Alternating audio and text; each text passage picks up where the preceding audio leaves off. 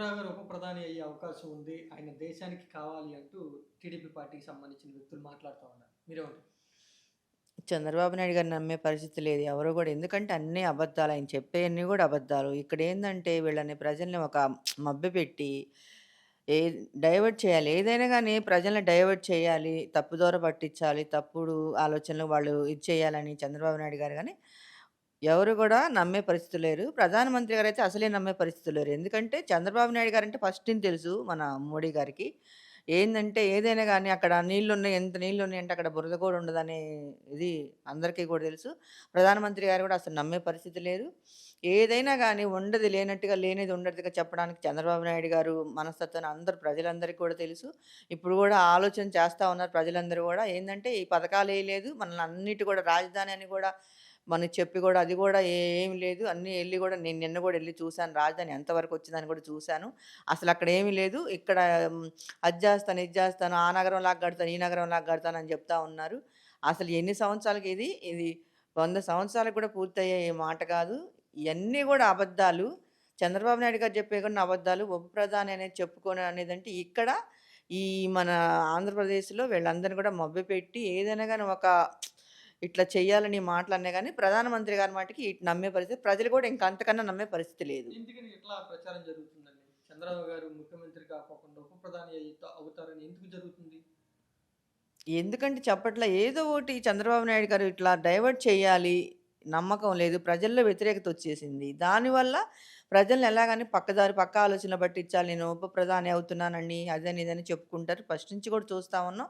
ప్రజల్లో వ్యతిరేకత వచ్చింది కాబట్టే ఆయన మళ్ళీ కూడా ఇది డైవర్ట్ చేయాలని చెప్పి చాలా వ్యతిరేకత వచ్చింది.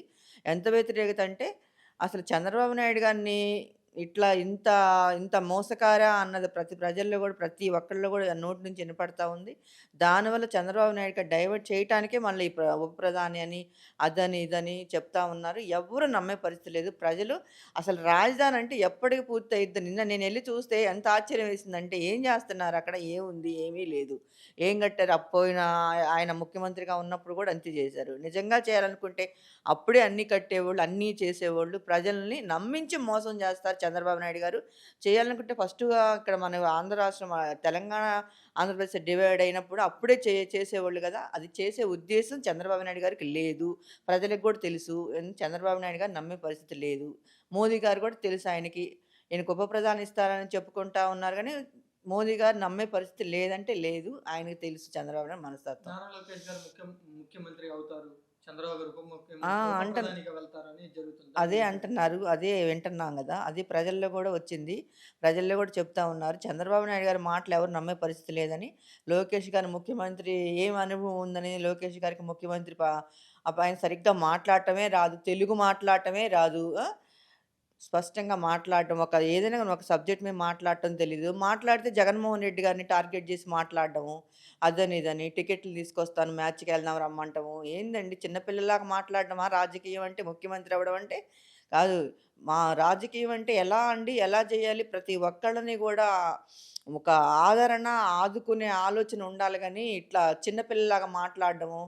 జగన్మోహన్ రెడ్డి గారు కూడా టికెట్ బుక్ చేస్తాను రమ్మని మాట్లాడడం. ఇవే అండి జగన్మోహన్ రెడ్డి గారిని టార్గెట్ చేసి మాట్లాడడము. ఇది చాలా తప్పు.